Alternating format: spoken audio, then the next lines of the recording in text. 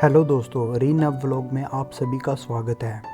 दोस्तों, मैं आज आप सभी के साथ 3 चुड़ैलों की सत्य घटना को बताने जा रहा हूँ। ये घटना मेरे दोस्त के चाचा जी के साथ 40 साल पहले घटी थी, जब मेरे दोस्त और उनका परिवार हिमाचल के एक गांव में रहा करता था। मेरे दोस्त के चाचा जी हिमाचल के गांव-गांव में जाकर स्त्रियों के वस्त्र और गहनों का व्यापार किया करते थे। वे हर रोज़ व्यापार के लिए सुनसान जंगलों के रास्तों से गुजरा करते थे। एक वक्त की बात है, जब मेरे दोस्त के चाचा जी व्यापार करके लौट रहे थे, तो उनको रास्ते में अंधेरा हो गया।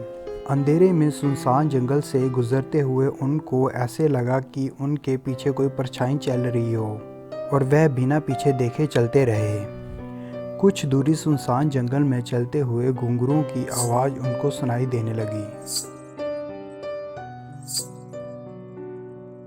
चलते चलते वे थक कर एक पत्थर के ऊपर बैठ गए, और थकने के कारण उनकी आंख लग गई। आंख लगते ही उन्हें एक जोरों से हंसी की आवाज़ सुनाई दी।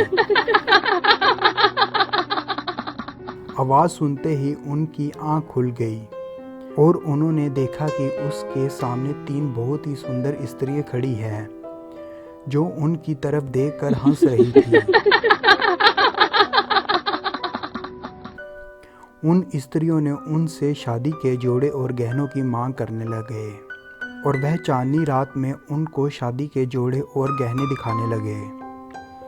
गहने दिखाते हुए अचानक उनकी नज़र उन स्त्रियों के घुंघरूओं वाले पैर पर पड़ी।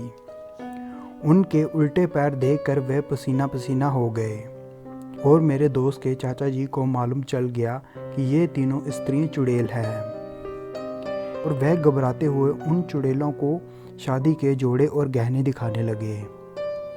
उन चुड़ैलों ने अपनी पसंद से गहने और वस्त्र लिए, और चुड़ैलों ने वस्त्र के दाम पर मेरे दोस्त के चाचा जी को एक पोटली थमा दी। वे चुड़ैलें उल्टे पैर चलते चलते वहां से गायब हो गई, और मेरे दोस्त के चाचा जी उसी वक्त रात को डरते डरते सुनसान जंगल के रास्ते से घर वापस लौट आए।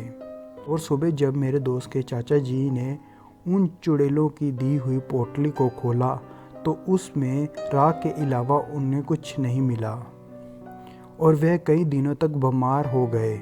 और इस घटना के बाद गांव वाले उस जंगल में रात के समय कभी भी नहीं गए। और आपको हमारी ये कहानी अच्छी लगी तो प्लीज़ कमेंट बॉक्स में कमेंट कीजिए, और चैनल को लाइक, शेयर और सब्सक्राइब कीजिए। आप सभी का धन्यवाद।